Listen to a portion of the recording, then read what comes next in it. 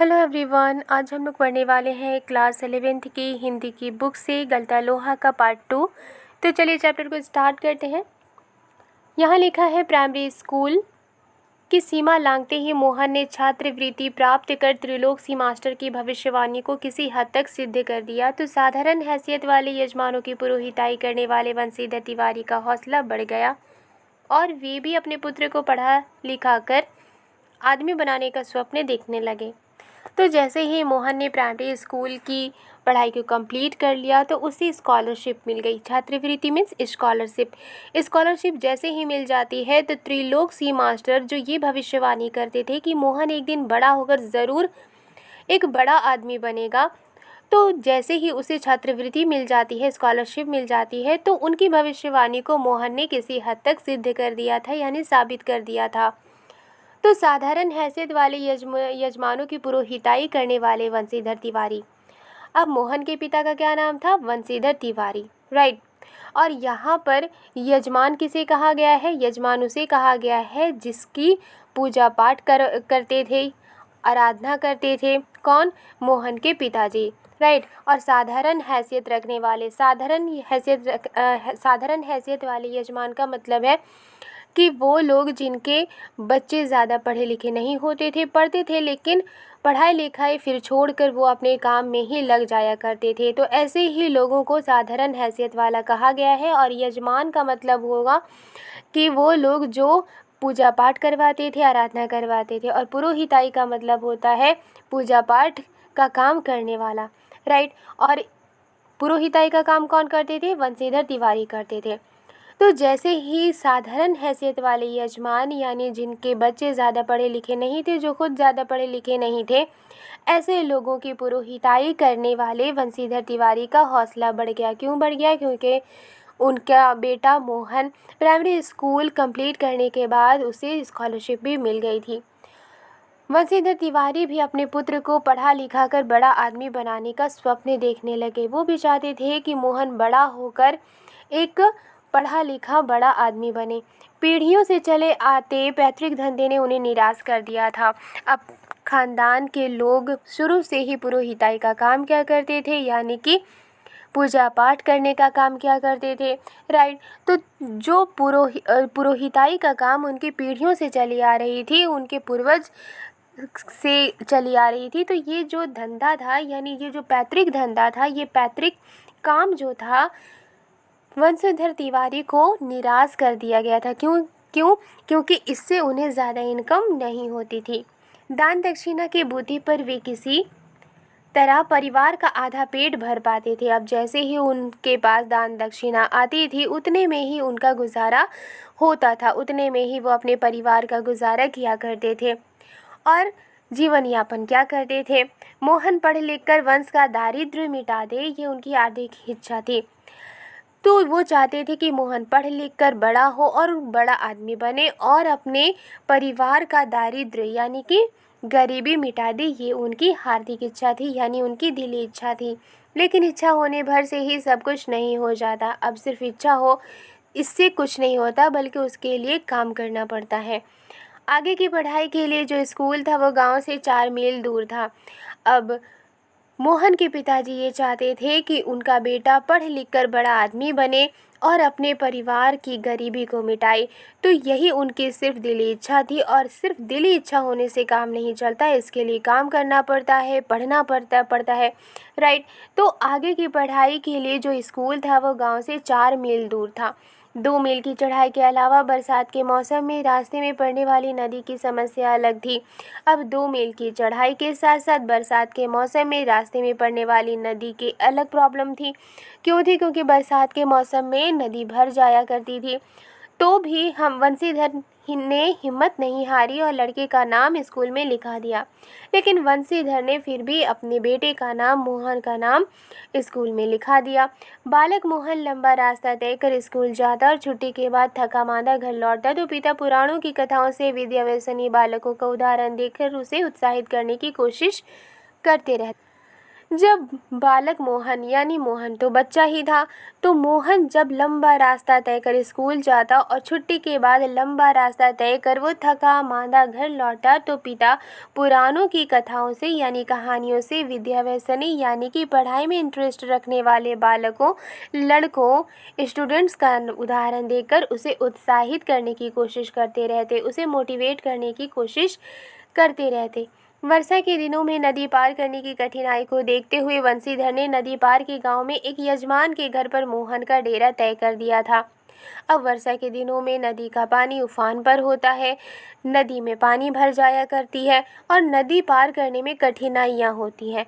तो इसी सारे प्रॉब्लम्स को देखते हुए, कठिनाइयों को देखते हुए बंशीधर ने नदी पार के गांव में एक यजमान के घर पर, जिनके यहाँ वो पूजा पाठ करने जाते थे, उन्हीं के घर पर मोहन का डेरा उन्होंने तय कर दिया था, यानी मोहन के रहने का इंतज़ाम कर दिया था।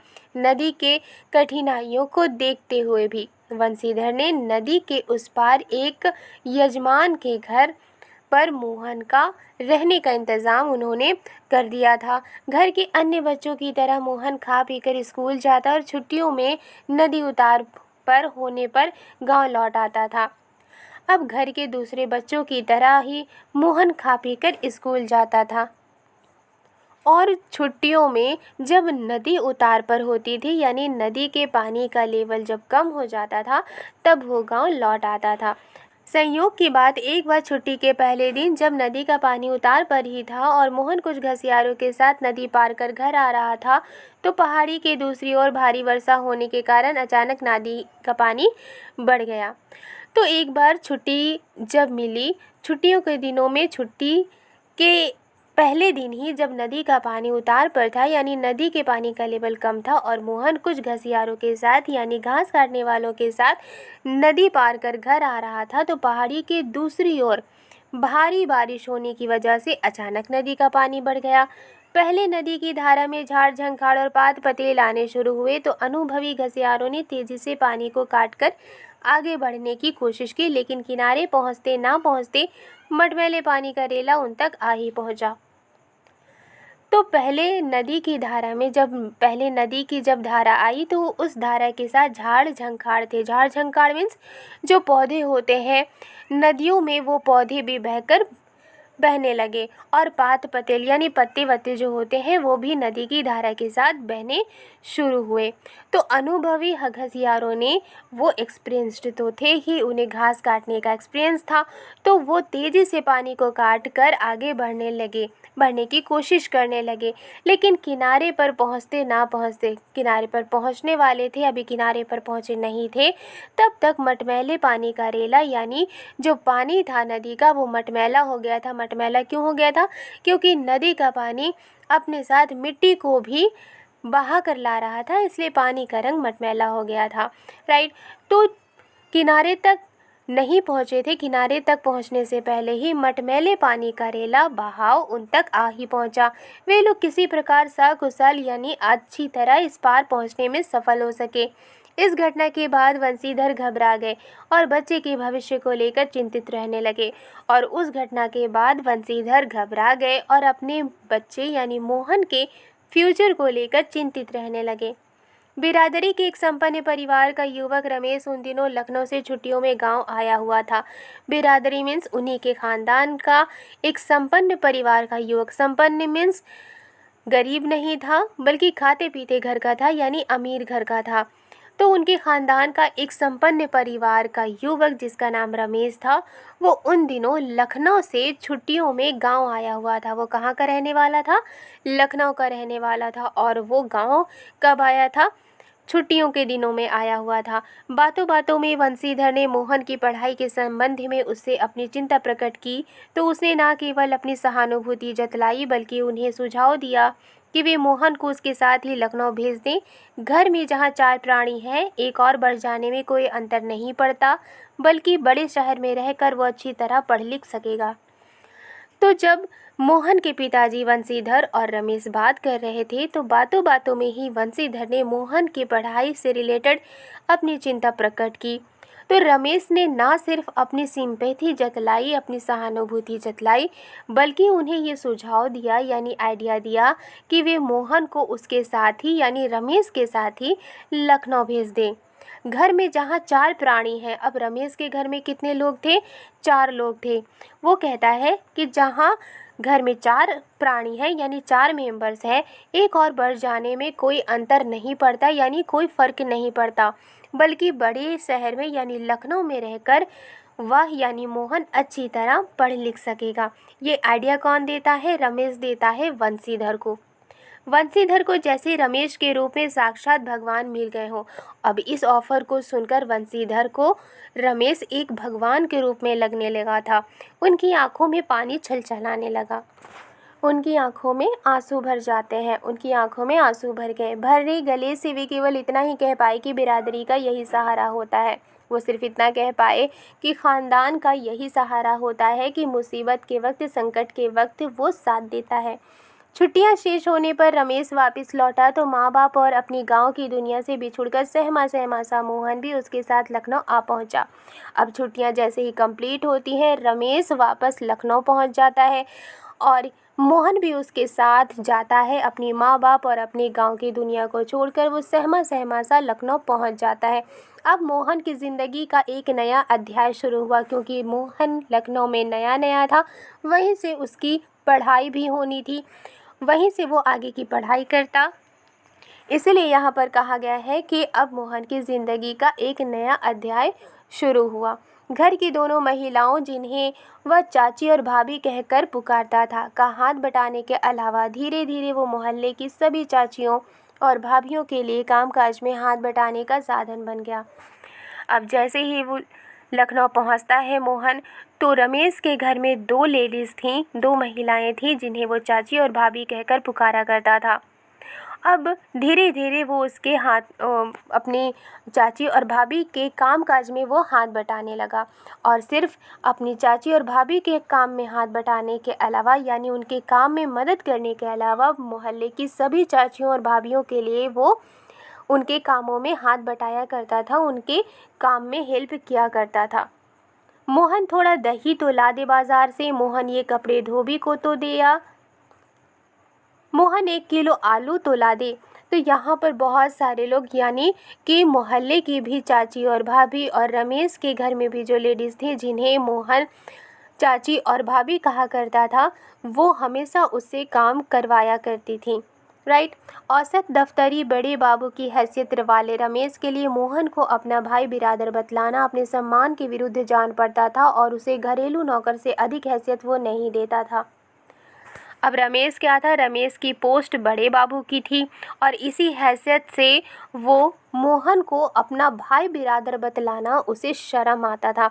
यानी वो नहीं चाहता था कि किसी को वो ये बताए कि मोहन उसके भाई बिरादर का है यानी उसके ख़ानदान का है। क्यों? क्योंकि मोहन एक निर्धन ब्राह्मण लड़का था। राइट। और रमेश की हैसियत एक बड़े बाबू की थी, यानी वो अमीर था, और उसकी पोस्ट भी बड़े बाबू की थी। उसकी पोस्ट बड़े बाबू की होने की वजह से, वो अमीर होने की वजह से, वो मोहन को भाई बिरादर बतलाने में उसे शर्म आती थी। वो अपने सम्मान के विरुद्ध इसे जानता था, और मोहन को घरेलू नौकर से ज़्यादा वो अहमियत नहीं देता था। इस बात को मोहन भी समझने लगा था। थोड़ी बहुत हीला हवाली करने के बाद रमेश ने निकट के ही एक साधारण से स्कूल में उसका नाम लिखवा दिया। हीला हवाली का मतलब टाल मटोल करने के बाद रमेश ने नज़दीक के ही एक सिंपल से स्कूल में उसका नाम लिखवा दिया। लेकिन एकदम नए वातावरण और रात दिन के काम के बोझ के कारण गांव का वे मेधावी छात्र शहर के स्कूली जीवन में अपनी कोई पहचान नहीं बना पाया। उसका जीवन एक बंधी बंधाई लीक पर चलता रहा। बंधी बंधाई लीक मतलब क्योंकि उसके पिताजी चाहते थे कि वो एक पढ़ लिख कर बड़ा आदमी बने, और यहाँ पर उसे सिर्फ नौकरों की तरह इस्तेमाल किया जाता था, नौकर की तरह काम करवाया जाता था। इसीलिए यहाँ पर कहा गया है कि उसका जीवन एक बंधी बंधाई लीक पर चलता रहा। साल में एक बार गर्मियों की छुट्टी में गांव जाने का मौका भी तभी मिलता जब रमेश या उसके घर का कोई प्राणी गांव जाने वाला होता, वरना उन छुट्टियों को भी अगले दर्जे की तैयारी के नाम पर उसे शहर में ही गुजार देना पड़ता था। अब साल में एक बार ही गर्मी की छुट्टी मिलती थी और जब गर्मी की छुट्टी मिलती थी तभी उसे अपने गांव जाने का मौका मिलता था। लेकिन तभी मिलता था जब रमेश या रमेश के घर वाले छुट्टियों में गांव जाया करते थे। लेकिन जिस बार वो नहीं जाया करते थे उस बार भी मोहन भी नहीं जा पाता था और उसे नेक्स्ट गर्मी की छुट्टी में वादा किया जाता था कि नेक्स्ट गर्मी की छुट्टी में वो अपने गांव जा सकता है। राइट। अगले दर्जे की तैयारी तो बहाना भर थी, यानी कि नेक्स्ट गर्मी की छुट्टी में गांव ले जाने का वादा तो सिर्फ बहाना भर का था। सवाल रमेश और उसकी गृहस्थी की सुविधा असुविधा का था। सवाल किसका था? रमेश और उसकी गृहस्थी की सुविधा असुविधा का। यानी वो तो सिर्फ एक नौकर की तरह रहता था, वहाँ पर नौकर की तरह सब काम किया करता था। तो रमेश के सारे काम कौन करता? इसी बात की वजह से मोहन को उसके घर नहीं भेजा जाता था गर्मी की छुट्टियों में भी, और उसे कहा जाता था कि नेक्स्ट गर्मी की छुट्टी में वो अपने गांव जाएगा। मोहन ने परिस्थितियों से समझौता कर लिया था क्योंकि और कोई चारा भी नहीं था। अब मोहन ने अपने सिचुएशन से समझौता कर लिया था क्योंकि और कोई चारा भी नहीं था। घर वालों को अपनी वास्तविक स्थिति बतलाकर वो दुखी नहीं करना चाहता था। वो नहीं चाहता था कि वो अपने घर वालों को ये बताए कि रमेश उससे नौकरों जैसा बिहेव करता है। मोहन कहीं ना कहीं ये जानता था कि उसे सिर्फ पढ़ना है और उसने अपनी सिचुएशन से समझौता कर लिया था। वो ये सोचता था कि भले ही उसको इतना काम करना पड़े लेकिन वो एक दिन पढ़ लिख कर बड़ा आदमी ज़रूर बनेगा। इसीलिए उसने अपने जीवन से, अपने सिचुएशन से, परिस्थितियों से उसने समझौता कर लिया था। वंशीधर उसके सुनहरे भविष्य के सपने देख रहे थे। अब वंशीधर अपने बच्चे यानी मोहन के सुनहरे फ्यूचर के सपने वो देख रहे थे। 8वीं कक्षा की पढ़ाई समाप्त करने के बाद छुट्टियों में मोहन गांव आया हुआ था। अब 8वीं कक्षा की पढ़ाई उसने कंप्लीट कर ली थी और छुट्टियों में मोहन गांव आया हुआ था। जब वो लौटकर लखनऊ पहुंचा तो उसने अनुभव किया कि रमेश के परिवार के सभी लोग जैसे उसकी आगे की पढ़ाई के पक्ष में नहीं है। और जैसे ही वो गांव से फिर लखनऊ पहुंचता है वो ये अनुभव करता है कि रमेश के परिवार के सभी लोग उसके आगे की पढ़ाई को करवाना नहीं चाहते हैं। बात घूम फिर कर जिस ओर से उठती वो इसी मुद्दे पर ज़रूर ख़त्म हो जाती कि हज़ारों लाखों BA MA मारे मारे बेकार फिर रहे हैं। रमेश और उसके परिवार क्या बहाना करते थे? वो ये कहते थे कि हज़ारों लाखों BA MA करके मारे मारे बेकार फिर रहे हैं, यानी उन्हें कोई भी काम नहीं मिला है और इसलिए वो भी नहीं चाहते थे कि मोहन भी पढ़ लिख करके आगे बढ़े। ऐसी पढ़ाई से अच्छा तो आदमी कोई हाथ का काम सीख ले। ये कौन कहता था? रमेश और रमेश के घर वाले मोहन को कहते थे। रमेश ने अपने किसी परिचित के प्रभाव से उसे एक तकनीकी स्कूल में भर्ती करा दिया और रमेश ने अपने किसी परिचित के प्रभाव से यानी कि जान पहचान के प्रभाव से उसे एक तकनीकी स्कूल में भर्ती करा दिया, यानी एक टेक्नोलॉजी स्कूल में भर्ती करा दिया। तकनीकी स्कूल में मोहन की दिनचर्या में कोई विशेष अंतर नहीं आया था। वो पहले की तरह स्कूल और घरेलू कामकाज में व्यस्त रहता। धीरे धीरे 1.5-2 वर्ष का ये समय भी बीत गया और मोहन अपने पैरों पर खड़ा होने के लिए कारखानों और फैक्ट्रियों के चक्कर लगाने लगा। चूँकि वो एक तकनीकी स्कूल में उसका एडमिशन करवा दिया गया था, फिर धीरे धीरे 1.5-2 साल के बाद जब वो अपनी पढ़ाई कंप्लीट कर लेता है, वो अपने पैरों पर खड़ा होने के लिए कारखानों और फैक्ट्रियों के चक्कर लगाने लगता है। वंशीधर से जब भी कोई मोहन के विषय में पूछता तो वे उत्साह के साथ उसकी पढ़ाई की बाबत बताने लगते। मोहन के पिता वंशीधर से जब भी कोई मोहन के बारे में पूछता था तो वो बहुत एक्साइटेड होकर उसकी पढ़ाई के बारे में बताने लगते थे और मन ही मन उनको विश्वास था, यानी मन ही मन वंशीधर को ये यकीन था कि वो एक दिन बड़ा अफसर बनकर लौटेगा। वो अपने बेटे को बड़ा अफसर बनते हुए देखना चाहते थे और उन्हें यकीन था कि उनका बेटा भी एक दिन बड़ा अफसर बनेगा। लेकिन जब उन्हें वास्तविकता का ज्ञान हुआ तो ना सिर्फ गहरा दुख हुआ बल्कि वे लोगों को अपने स्वप्न भंग की जानकारी देने का साहस नहीं जुटा पाए। लेकिन जैसे ही मोहन वंशीधर को ये पता चला कि उनका बेटा एक तकनीकी स्कूल में पढ़ाई करने के बाद कारखानों और फैक्ट्रियों में नौकरी की तलाश में है और पढ़ लिख कर वो बड़ा आदमी नहीं बना है, तो उन्हें बहुत गहरा दुख हुआ। बल्कि वो लोगों को अपने स्वप्न भंग की जानकारी, स्वप्न भंग मतलब जो ड्रीम वो देखते थे उनका ड्रीम चूर चूर हो गया था, तो उनकी जानकारी देने की भी हिम्मत उनमें नहीं थी। वो लोगों को ये नहीं बता पा रहे थे कि वो जो सपना देखा था उन्होंने, वो सपना टूट गया है। धनराम ने भी एक दिन उनसे मोहन के बारे में पूछा था। घास का एक तिनका तोड़कर दांत खोदते हुए उन्होंने बताया था कि उसकी सेक्रेटरीट में नियुक्ति हो गई है और शीघ्र ही विभागीय परीक्षाएं देकर वो बड़े पद पर पहुंच जाएगा। धनराम ने भी एक दिन मोहन के बारे में जब बंशीधर से पूछा तो उन्होंने घास का एक तिनका तोड़कर दांत खोदते हुए धनराम को बताया था कि उसकी सेक्रेटरीट में नियुक्ति हो गई है और शीघ्र ही विभागीय परीक्षाएं देकर, यानी विभाग की परीक्षाएं देकर, डिपार्टमेंट की परीक्षाएं देकर वो बड़े पद पर पहुंच जाएगा, उसे ऊंचा पोस्ट मिल जाएगा। धनराम को त्रिलोक सिंह मास्टर की भविष्यवाणी पर पूरा यकीन था। ऐसा होना ही था, उसने सोचा। धनराम को भी त्रिलोक सिंह मास्टर की भविष्यवाणी पर पूरा यकीन था कि वो एक दिन बड़ा आदमी ज़रूर बनेगा। दांतों के बीच में तिनका दबाकर असत्य भाषण का दोष ना लगने का संतोष लेकर वंशीधर आगे बढ़ गए थे। चूँकि वंशीधर ने झूठ कहा था और इसका दोष ना लगने का संतोष लेकर वंशीधर आगे बढ़ गए थे। धनराम के शब्द मोहन लला बचपन से ही बड़े बुद्धिमान थे, उन्हें बहुत देर तक कचोटते रहे। धनराम ने ये कहा था कि मोहन लला बचपन से ही बड़े बुद्धिमान थे, यानी बड़े तेज थे। यही बात उन्हें देर तक कचोटते रहे। त्रिलोक सिंह मास्टर की बातों के साथ साथ बचपन से लेकर अब तक के जीवन के कई प्रसंगों पर मोहन और धनराम बातें करते रहे। अब यहाँ पर जहाँ पर धनराम और मोहन एक दूसरे से बातें कर रहे थे, अब ये सीन यहीं पर आती है और लेखक कहते हैं त्रिलोक सिंह मास्टर की बातों के साथ साथ बचपन से लेकर अब तक के जीवन के कई प्रसंगों पर, यानी कई बातों पर मोहन और धनराम बातें करते रहे। धनराम ने मोहन के हसुए के फाल को बेंत से निकालकर भट्टी में तपाया और मन लगाकर उसकी धार गढ़ दी, यानी उसे तेज कर दिया। जब गर्म लोहा ठंडा हो जाता है तो धनराम ने उसे वापस बेंत में पहनाकर मोहन को लौटा दिया, जैसे अपनी भूल चूक के लिए माफ़ी मांगी हो। बेचारे पंडित जी को तो फुर्सत नहीं रहती, लेकिन किसी के हाथ भिजवा देते तो मैं तत्काल बना देता। ये कौन कह रहा है? धनराम कह रहा है मोहन को। बेचारे पंडित जी यानी मोहन के पिताजी के बारे में धनराम कहता है कि पंडित जी को तो फुर्सत नहीं रहती, लेकिन किसी के हाथ भिजवा देते तो मैं तत्काल बना देता। मोहन ने उत्तर में कुछ नहीं कहा, लेकिन हंसुए को हाथ में लेकर वो फिर वहीं बैठा रहा, जैसे उसे वापस जाने की कोई जल्दी ना रही हो। सामान्य तौर से ब्राह्मण टोले के लोगों का शिल्पकार टोले में उठना बैठना नहीं होता था, यानी ब्राह्मण मोहल्ले के लोगों का शिल्पकार मोहल्ले में उठना बैठना नहीं होता था।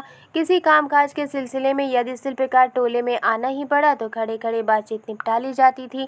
ब्राह्मण टोले के लोगों को बैठने के लिए कहना भी उनकी मर्यादा के विरुद्ध समझा जाता था, क्योंकि वो उच्च जाति के माने जाते थे।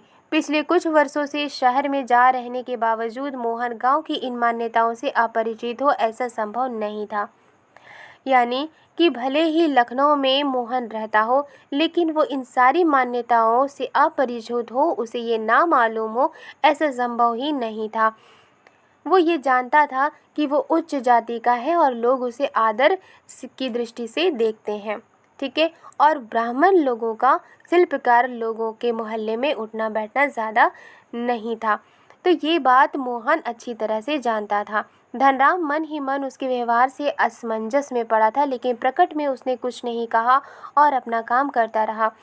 चूँकि मोहन वहीं पर बैठा हुआ था, धनराम मन ही मन उसके इस बिहेवियर से, उसके इस व्यवहार से वो असमंजस में पड़ा था, लेकिन प्रकट में उसने कुछ नहीं कहा, लेकिन उसने मोहन से कुछ नहीं कहा और अपना काम करता रहा। लोहे की एक मोटी छड़ को भट्टी में गलाकर धनराम गोलाई में मोड़ने की कोशिश कर रहा था। एक हाथ से सणसी पकड़कर, सणसी होती है जो किसी गर्म चीज़ को पकड़ा जाता है, लोहे की बनी हुई होती है। जब वो दूसरे हाथ से हथौड़ी की चोट मारता तो निहाई पर ठीक घाट में सिरा ना फंसने के कारण लोहा उचित ढंग से मुड़ नहीं पा रहा था।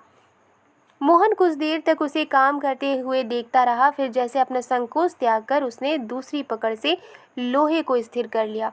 अब मोहन देर तक उसे देख रहा था कि धनराम जो काम कर रहा था वो उससे ठीक से नहीं हो पा रहा था, तो वो अपना संकोच त्याग कर उसने दूसरी पकड़ से लोहे को स्थिर कर लिया, यानी उस लोहे को सही किया और धनराम के हाथ से हथौड़ा लेकर नपी तुली चोट मारते अभ्यस्त हाथों से, अभ्यस्त मतलब उसे कमांड था, अपने अभ्यस्त हाथों से धौंकनी फूंक कर लोहे को दोबारा भट्टी में गर्म करते और फिर निहाई पर रखकर उसे ठोकते पीटते सुघड़ गोले का रूप दे डाला।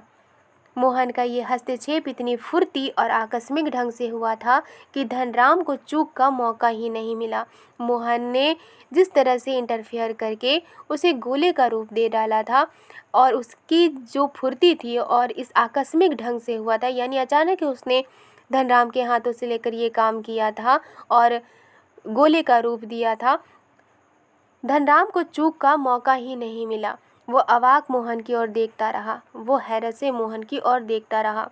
उसे मोहन की कारीगरी पर उतना आश्चर्य नहीं हुआ, क्योंकि वो जानता था कि मोहन तेज बुद्धि वाला है, तो इस बात पर उसे इतना आश्चर्य नहीं हुआ जितना पुरोहित खानदान के एक युवक का इस तरह के काम में उसकी भट्टी पर बैठकर हाथ डालने पर हुआ था। धनराम को किस बात पर ज़्यादा आश्चर्य हुआ था? क्योंकि मोहन एक पुरोहित खानदान का था, एक ब्राह्मण खानदान का युवक था और उसको इस तरह के कामों में, यानी लोहे के कामों में उसकी भट्टी पर बैठकर, यानी धनराम की ही भट्टी पर बैठकर हाथ डालने पर हुआ था। राइट, क्योंकि जो धनराम था वो ऊंची जाति का था और ब्राह्मण टोले के लोग, यानी कि ऊंची जाति के लोग शिल्पकार टोले में नहीं जाया करते थे, उठना बैठना उनका नहीं था। लेकिन मोहन ने इन सब के बावजूद भी, पुरोहित खानदान का होने के बावजूद भी, धनराम के काम में उसने इंटरफेयर किया और धनराम के काम को उसने सही भी किया। और इसी बात पर धनराम को आश्चर्य था। वो संकित दृष्टि से इधर उधर देखने लगा। धनराम की संकोच, असमंजस और धर्म संकट की स्थिति से उदासीन मोहन संतुष्ट भाव से अपने लोहे के छल्ले की त्रुटिहीन गोलाई को जांच रहा था। धनराम संकोच कर रहा था, असमंजस में था और धर्म संकट की स्थिति में था और वो उदास था और वो आश्चर्य कर रहा था कि उच्च जाति का होकर मोहन उसके यहाँ पर इस तरह के काम कर रहा है। तो इस बात से मोहन को कोई फर्क नहीं पड़ा, बल्कि वो लोहे के छल्ले जिसकी उसने गोलाई की थी उसकी कमी को जांच रहा था। उसने धनराम की ओर अपनी कारीगरी की स्वीकृति पाने की मुद्रा में देखा और मोहन ने जिस तरह से गोलाई की थी वो अच्छी तरह से हुई थी कि नहीं, इसकी स्वीकृति पाने के लिए वो धनराम की ओर देखता है, स्वीकृति पाने की मुद्रा में देखता है। उसकी आंखों में एक सर्जक की चमक थी जिसमें ना स्पर्धा थी और ना ही किसी प्रकार की हार जीत का भाव। तो किसकी आंखों में एक चमक थी? मोहन की आंखों में एक चमक थी जिसमें ना कोई कंपटीशन था, ना किसी तरह का हार जीत का भाव था। राइट, आई होप आपको ये चैप्टर समझ में आई है। चैप्टर समझ में आई है तो लाइक एंड सब्सक्राइब करना मत भूलिएगा। मिलती हूँ नेक्स्ट वीडियो में। Thank you.